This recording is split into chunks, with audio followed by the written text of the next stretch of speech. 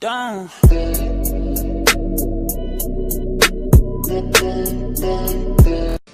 Universities are obsessed, they say, with stamping out harassment. They've got whole programs dedicated to that. But not all harassment. Some is fine, it turns out. Ryan Wolf is a student at Wake Forest University in North Carolina. He says he's faced repeated harassment, verbal and racial harassment, for his views. School officials, though, say they're not going to do anything about it, probably because they don't like his views. Ryan Wolf joins us tonight. Ryan, what happened? Thanks for having me on, Tucker. Thanks. So back before the 2016 election, we had a panel talk that was hosted by the College Republicans, Wake the Vote, and the Wake Forest Review, which is the conservative publication on our campus. And kind of before, during, and after this event, there were messages about me on social media and in group chats, and that were kind of trying to intimidate me.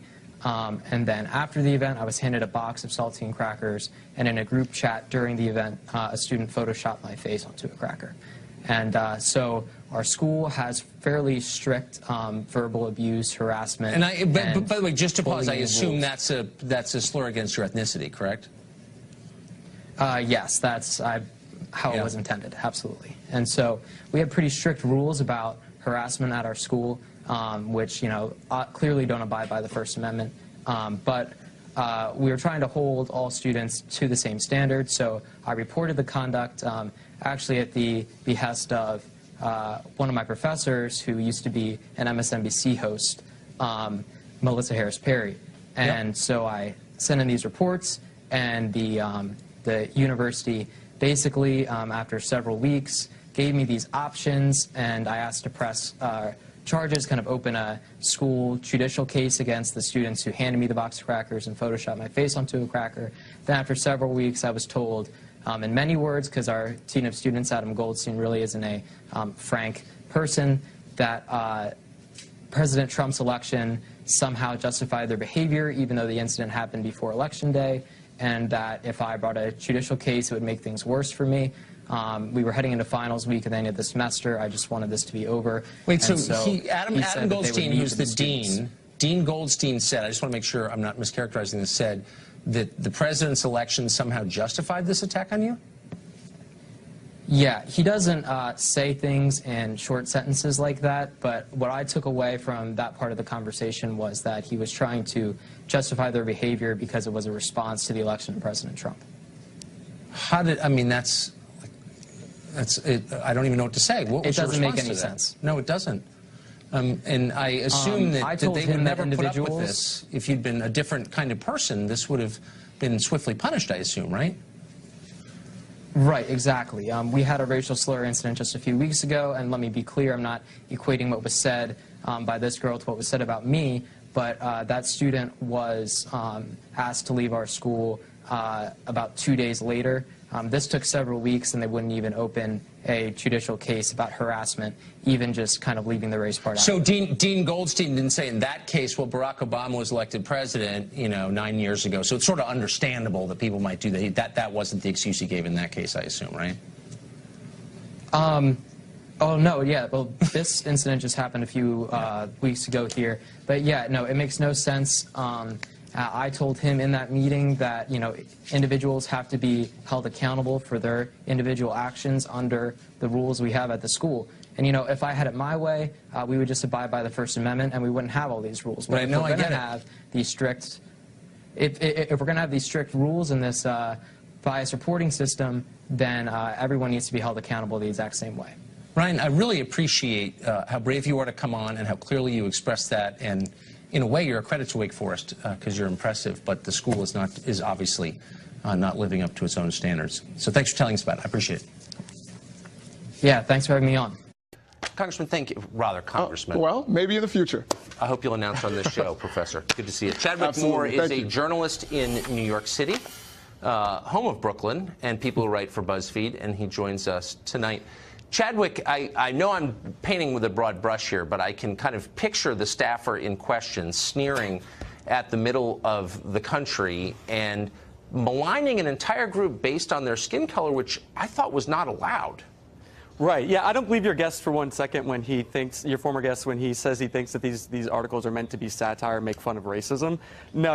It's exactly, I think, how you painted it, these sort of liberal Oberlin kids who graduated and live in Brooklyn and for some reason want to believe in this sort of dismantle the wealth narrative, and they think the way to do that is to attack white people. I mean, it's Marxism, it's socialism, and it has the mainstream media's ear, it has mainstream society's ear. When you see these people who obsess over victimhood so much, it's so fascinating. Because if you want to see racism everywhere, if you're brainwashed to see racism everywhere, or homophobia everywhere, or whatever, then you will. That's the world you will live in. You know, I was having a conversation with a woman not too long ago about this, a young upper middle class black woman, and she was talking about how badly she gets treated on the street here in New York. And I said to her, what if you lived for one day as a white woman and you were treated the exact same way? People were just as rude to you. What then? Yeah.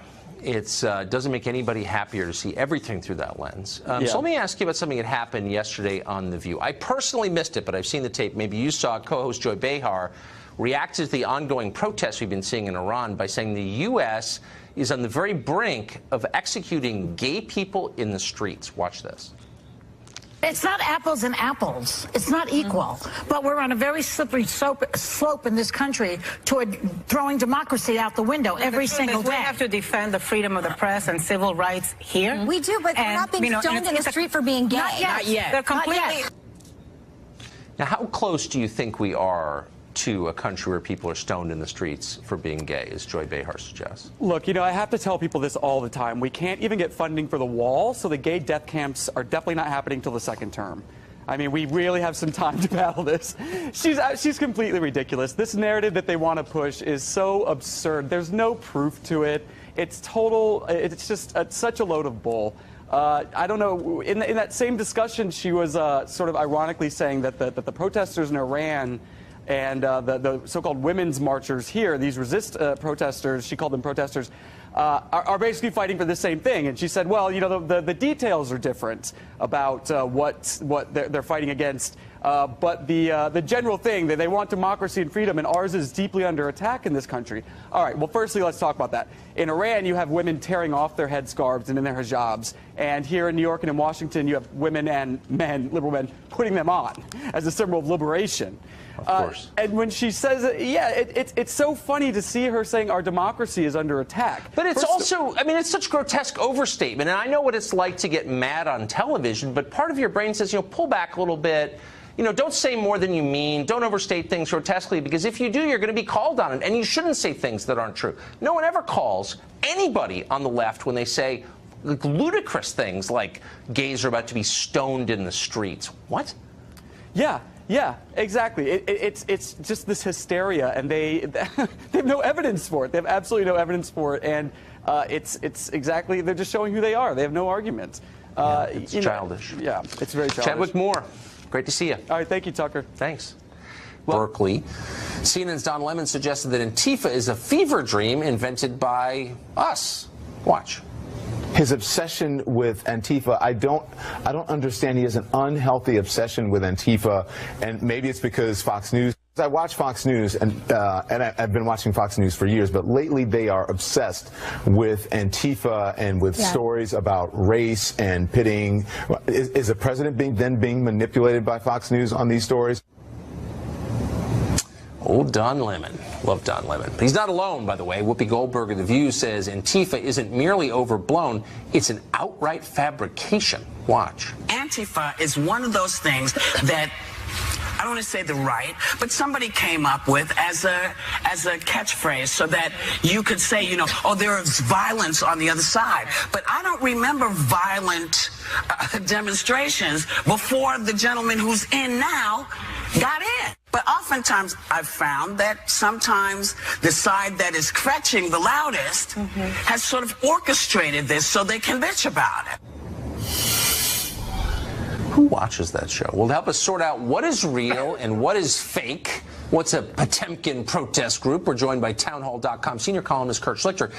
Kurt, is it possible, and I've actually heard people suggest this, some elected officials, that Antifa, beneath the masks, they're all townhall.com readers?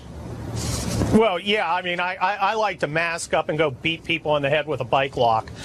No, really, it's all an illusion, Tucker. You're pulling the strings on the president. You're convincing him that there's not really crowds of little junior anarchists and angry suburban rich kids acting out their fantasies on our streets. No, it's all an illusion. And look, I've had run-ins with Don Lemon in the past, and after listening to what he said, you know, you always have to wonder, has Don been drinking again?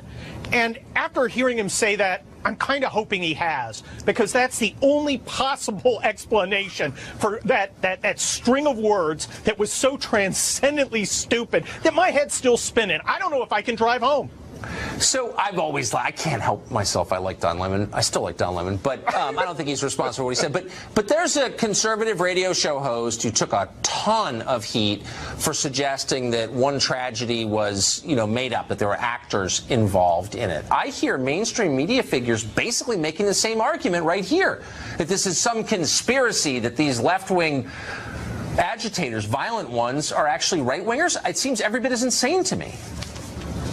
Well, I think it's right up there with fire can't melt steel as the kind of idiotic insight that makes me want to completely redo our education system from K all the way to graduate school. I mean, how dumb do they think we are, Tucker? I know how dumb they probably think the people who follow them are, and they're right. But how dumb do they think us normal people are? Oh, do they think we really don't believe that these guys are doing this? And you're absolutely right about our education system. What do we think is going to